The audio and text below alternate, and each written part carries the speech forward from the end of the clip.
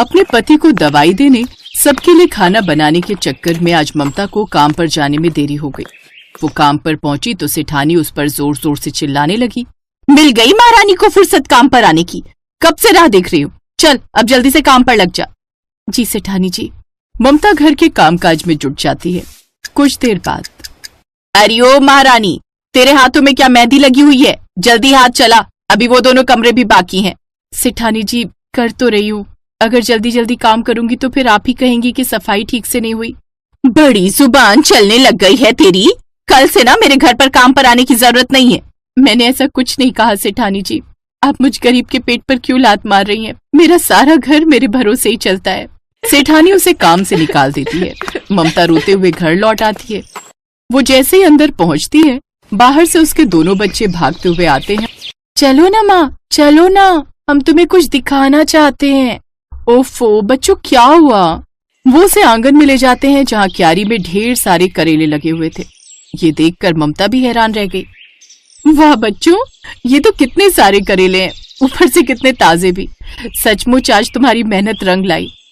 माँ, अब जल्दी से हम दोनों के लिए करेले के पकौड़े बना दो। करेले के पकौड़े? हाँ, मेरा दोस्त है ना मोनू, उसने बताया था कि जब भी वो अपने गांव जाते थे, कैसे उसकी दादी उनके लिए करेले के पकौड़े बनाती थी। हाँ, वो तो मेरी माँ यानी कि तुम्हारी नानी भी बनाती थी। मैंने कभी बनाए तो नहीं, लेकिन हाँ, आज अपने बच्चों के लिए जरूर बना कर देखूंगी। ममता को हल्का हल्का याद था कि कैसे उसकी माँ करेले के पकौड़े बनाया करती थी, इसलिए वो करेले तोड़कर, उन्हें छीलकर, धोकर, फिर बेसन मिलाकर उसमें मसाले डाल देती है और उन्हें तल लेती है। जब वो अपने बच्चों को और अपने पति को खाने को देती है तो वो लोग तो खुशी हो जाते हैं।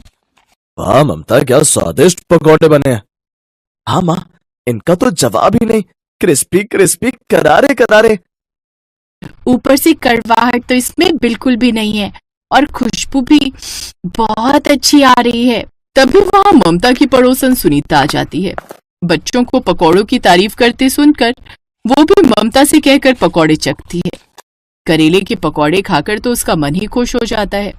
वाह ममता, क्या कमाल के पकौड़े बनाए हैं तूने, और ये सिलबट्टे पर पीसी हुई चटनी का तो जवाब ही नहीं। वाह वाह वाह, मजा ही आ गया। मैंने तो कभी नहीं सोचा था कि करेले के पकौड़े भी इतने टेस्टी हो सकते हैं। क्यों री ममता, आज से पहले तूने कभी नहीं खिलाया मैं ये करेले के पकौड़े बनाकर। क्या करूं सुनीता, जब से इनकी तबीयत खराब हुई है, पैसे कमाने की ऐसी होड़ लगी है कि कुछ दिमाग में रहता ही नहीं है। काम मिल जाए तो 2 पैसे कमा लूं और अपना घर चला सकूं। अब देखो ना, सेठानी ने बेवजह ही मुझे काम से निकाल दिया।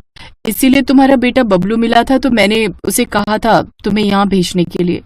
सुनीता बहन, अगर कहीं कोई काम हो तो बताना। तू सच कहती है, हम गरीबों के लिए तो सबसे ऊपर काम ही है। मेहनत करेंगे तो 2 पैसे कमा पाएंगे। कहीं कोई काम होगा तो मैं तुझे बताती हूँ। अच्छा मैं चलती हूँ अब। वैसे ममता, एक और पकौड़ा मिलेगा क्या? कैसी बात करती हो सुनीता बहन, तुम एक क्या 4-4 पकौड़े खाओ, और ये लो थोड़े से बबलू के लिए भी लेती जाओ चटनी के साथ। सुनीता पकौड़े लेकर जाने लगी, तभी उसके दिमाग में एक विचार आया। उसने ममता से कहा, ममता वैसे तूने इतने अच्छे पकौड़े बनाए हैं, चटनी भी कमाल की है, और मुझे लगता है लोगों ने आज तक ऐसे कमाल के पकौड़े खाए नहीं होंगे। क्यों ना तुम करेले के पकौड़े बनाकर ही बेचो। बबलू के पापा तो चले गए, लेकिन उनका ठेला अभी भी घर के बाहर पड़ा है। तुम चाहो तो ठेले पर करेले बनाकर बेच सकती हो, और कहीं काम मिलेगा तो मैं तुम्हें जरूर बताऊंगी, लेकिन तब तक तुम ये काम भी कर सकती हो। ये कहकर सुनीता वहां से चली गई। अगले दिन से ममता फिर काम की तलाश में लग गई, लेकिन नौकरी थी कि कहीं उसे मिल ही नहीं रही थी। धीरे धीरे उसके बचत के पैसे भी खत्म होने लगे। अब उसने करेले के पकौड़े बनाकर बेचने का फैसला किया। वो सुनीता के पास जाती है। तूने बिल्कुल सही फैसला लिया है ममता, अब तू तो जानती है कि आजकल नौकरियां रखी कहाँ हैं। तुम बिल्कुल ठीक कहती हो बहन। वैसे पक्का ना, मैं करेले के पकौड़ों का काम खोल लूं ना? हाँ ममता, और तुझे कोई मदद की जरूरत होगी तो मैं करूंगी मदद तेरी। ठीक है, तो मुझे कुछ पैसे उधार दे दे, और बबलू के पापा का ठेला भी मुझे चाहिए होगा। हाँ हाँ, तू बस काम शुरू कर, बाकी सब मैं देख लूंगी। मैं तेरे बनाए हुए टेस्टी करेले के पकौड़ों की तारीफ सबसे करूंगी। सुनीता ने कुछ पैसे ममता को दिए, जिससे वो जरूरी सामान ले आई। फिर अगले दिन से ठेले पर पकौड़े बनाकर बेचने लगी। आइए आइए, गर्मा गर्म करेले के पकौड़े और सिलबट्टे की बनी हुई चटनी खाइए। लेकिन करेले का नाम सुनकर कोई उसके ठेले पर आ ही नहीं रहा था। करेले के पकौड़े? अरे छी, करेले की कड़वी सब्जी तो बड़ी मुश्किल से खाई जाती है, फिर करेले के पकौड़े कैसे खाएं? पहले दिन तो उसकी बिल्कुल भी कमाई नहीं हुई। उस रात उसने घर पर खाना नहीं बनाया और सबने मिलकर घर पर वो बचे हुए करेले के पकौड़े ही खाए। लेकिन उसने हार नहीं मानी और अगले दिन फिर से उसने अपने आंगन में लगे करेले तोड़े और उनके पकौड़े बनाकर बेचने लगी। तभी उसके पास एक शुगर पेशेंट आई। करेले के पकौड़े? रोज रोज इस मुँहे शुगर को कम करने के लिए करेले का जूस तो मैंने बहुत पी लिया, लेकिन आज करेले के पकौड़े भी खाकर देख लेती हूँ। बेटी, कितने की है प्लेट? माँ जी, सिर्फ 20 रुपए। अच्छा, तो एक प्लेट लगा दे। जी माँ जी।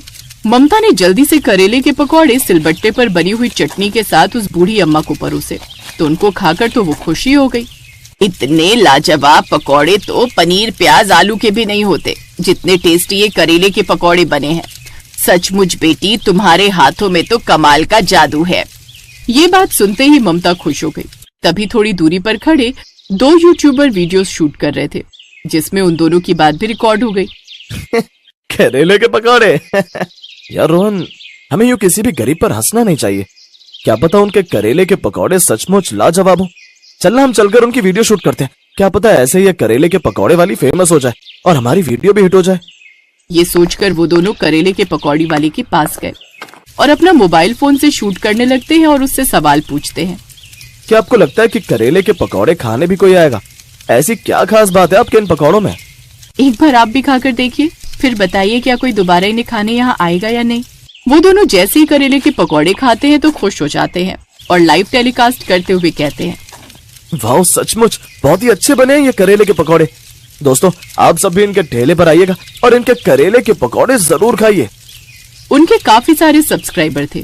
करेले के पकौड़ों के नाम से ही कुछ अलग तरह का खाना खाने की इच्छा रखने वाले लोगों की भीड़ उसके ठेले पर लग जाती है और 20 रुपए करेले के पकौड़े तो हर कोई खाना चाहेगा।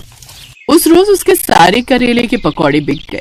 शाम को सारा सामान समेटकर जब वो घर आती है तो उस दिन वो बहुत खुश थी। ममता, कैसा रहा आज का दिन? आप यकीन नहीं करेंगे जी, आज मेरे सारे पकौड़े बिक गए। आज जितनी भीड़ थी, अगर कल भी उतनी ही भीड़ रही तो इसके लिए मुझे और पकौड़े बनाकर बेचने होंगे। अगले दिन ममता फिर ठेले पर पकौड़े बेचने लगी। उसके पास अब दूसरे गांव से भी लोग आने लगे। देखिए, मैं बहुत दूर से आई हूँ स्पेशली आपके लिए करेले के पकौड़े चखने। ये कड़वे तो नहीं है ना? टेस्टी तो होंगे ना? आप बेफिक्र रहिए, बहुत अच्छे लगेंगे आपको ये पकौड़े। उस लड़की ने भी वो करेले के पकौड़े खाए तो वो बहुत खुश हुई। अब ममता के ठेले पर करेले के पकौड़े कुछ ही घंटों में खत्म हो जाते। उसकी खूब कमाई होने लगी। उसने सुनीता के पैसे भी लौटा दिए और कुछ समय बाद खुद की दुकान खोल ली, जिससे वो खूब कमाई करने लगी।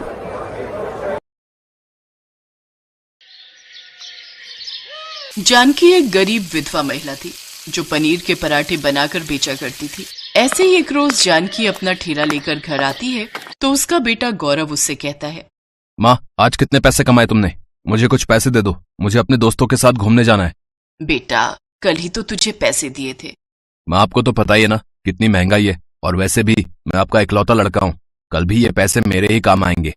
बेटा, मुझे अभी तेरी शादी के लिए भी पैसे रखने हैं। वो मैं नहीं जानता। एक तो आपने वैसे भी मेरे दोस्तों में मेरी बेइज्जती करवा रखी है। आपको पता है, सब मुझे गरीब पनीर पराठे वाली का बेटा बोलकर कितना चिढ़ाते हैं। आप कुछ ढंग का काम भी नहीं कर सकती हो क्या? बेचारी जानकी रोते हुए चुपचाप उसे कुछ पैसे निकाल कर दे देती है। वो पैसे लेकर गौरव वहां से चला जाता है। हे ऊपर वाले, ये तूने मुझ पर कैसा अत्याचार किया है? पहले मेरे पति को मुझसे छीन लिया, फिर गरीबी की मार मुझ पर डाल दी, और अब मेरे बेटे को अपनी माँ के काम पर शर्मिंदगी महसूस हो रही है। ऐसे ही वक्त गुजरता जाता है। जानकी धीरे धीरे अपने काम से कुछ पैसे जोड़ लेती है। साथ ही दूसरी तरफ गौरव बुरी संगत में फंस जाता है और निधि नाम की एक तेज तर्रार लड़की के प्रेम जाल में फंस जाता है। वो अक्सर गौरव से नई नई चीजों की डिमांड करती थी, जिसके लिए गौरव अपनी माँ से लड़ झगड़ कर पैसे लेता था। एक रोज जानकी काम से लौटते वक्त गौरव और निधि को एक साथ देख लेती है। बेटे, वो लड़की कौन थी और उससे तेरा रिश्ता क्या है? वही जो एक लड़के और लड़की का होना चाहिए। मैं उससे प्यार करता हूँ और उससे शादी करना चाहता हूँ। लेकिन कौन माँ बाप तुझ निकम्मी को अपनी बेटी देंगे। माँ आप हो तो पनीर पराठे का ठेला लगाकर इतना तो कमाई लेती हो कि मेरा और मेरी बीवी का पेट पाल सको। मुझे कुछ नहीं सुनना। अगर निधि से मेरी शादी नहीं हुई तो मैं अपनी जान दे दूंगा। हाँ। अपने बेटे की खुशी के आगे जानकी झुक जाती है और निधि के माता पिता से जाकर दोनों का रिश्ता पक्का कराती है। वक्रतुंड महाकाय सूर्यकोटि सब। लेकिन निधि बहुत ही बदतमीज किस्म की लड़की थी। वो अपनी सास जानकी को बिल्कुल भी पसंद नहीं करती थी। एक दिन जानकी, बहू सारा दिन ठेले पर खड़े रहकर और अकेले काम करके मैं थक जाती हूँ, अब से तू भी मेरे साथ चला कर ठेले पर। दोनों सास बहू अच्छे से मेहनत करेंगे और ऊपर वाले ने चाहा तो अपना ढाबा खोल लेंगे। मैं, और वो भी पनीर पराठे वाले के ठेले पर। सासू माँ, आपका दिमाग तो घास चढ़ने गया है। मैं उस 2 टके के ठेले पर काम करूंगी, वो सिर्फ आपको ही शोभा देता है। सारा दिन घोड़े गधी की तरह काम करती हो, लेकिन फिर भी आपकी इज्जत धेरे भर की नहीं है। ये मत भूलो बहू कि उसी 2 टके के ठेले की वजह से तुम और तुम्हारा पति 2 वक्त का खाना खा पा रहे हैं। इतना कहकर जानकी काम पर चली जाती है, लेकिन उसकी ये बात निधि को गुस्से से लाल कर देती है। धीरे धीरे वो गौरव को उसकी माँ के खिलाफ भड़का देती है और एक दिन ऐसा आता है जब वो दोनों जानकी से अलग हो जाते हैं। मुझे छोड़कर मत जाओ बेटा, तुम्हारे अलावा मेरा है ही कौन। इस बुढ़ापे में मुझे तुम दोनों की जरूरत है। मेरे बेटे, मेरे बेटे, मेरे बच्चे, मत जाओ मुझे छोड़कर। आखिर क्यों रुके आपके साथ? आपके इस ठेले के अलावा और है ही क्या? मैं अपने पति को अच्छी नौकरी दिलवाऊंगी, फिर हम दोनों खुशी खुशी अपनी जिंदगी जिएंगे। इतना कहकर दोनों घर छोड़कर चले जाते हैं और बेचारी जानकी अकेले रह जाती है। ऐसे ही कुछ समय बीतता है। जानकी अब और बूढ़ी हो चली थी, जिस वजह से उसकी तबीयत खराब रहने लगती है, लेकिन फिर भी वो अपना काम करती रहती है। तो वहीं दूसरी तरफ गौरव की अब तक कोई नौकरी नहीं लगी थी। साथ ही निधि भी गर्भवती हो जाती है, जिस कारण वो कर्ज के बोझ तले दबते जाते हैं। ऐसे ही एक शाम कुछ गुंडे उनके घर आकर धमकी देते हैं। ओए गौरव, ओए तूने हमें बहुत बेवकूफ बना लिया बे। आज तो हम अपने पैसे लेकर ही जाएंगे। तभी वो गुंडे उनके साथ हाथापाई करने लगते हैं, जिसमें निधि को धक्का लगता है और वो पेट के बल गिर जाती है। तभी वहां जानकी आ जाती है और वो अपने बेटे का सारा कर्ज चुका देती है। साथ ही गौरव और जानकी निधि को अस्पताल ले जाते हैं, जहां निधि का गर्भपात हो जाता है। अब उसे अपनी गलती का एहसास हो जाता है और वो अपनी सास से माफी मांगते हुए कहती है, माँ जी मुझे माफ कर दीजिए। अब अपने बच्चे को खोने के बाद मुझे ये एहसास हुआ कि एक माँ को उसके बेटे से अलग करके मुझसे कितनी बड़ी गलती हुई है। मैंने कभी आपकी कदर नहीं की और आपने आज मुसीबत के वक्त हमारा साथ दिया। हमें माफ कर दीजिए माँ जी, हमें माफ कर दीजिए। तुम दोनों को अपनी गलती का एहसास हो गया, बस यही काफी है बेटा। काम कोई भी छोटा या बड़ा नहीं होता, काम बस इज्जत से करना चाहिए। इसके बाद गौरव और निधि फिर से जानकी के साथ रहने लगते हैं। जानकी ने गौरव को बढ़िया से पनीर के पराठे बनाना सिखा दिया। अब जानकी घर पर आराम करती और गौरव पनीर पराठे का ठेला लगाने लगा, तो वहीं निधि अब घर का कामकाज संभालती। जानकी की तरह गौरव के हाथ के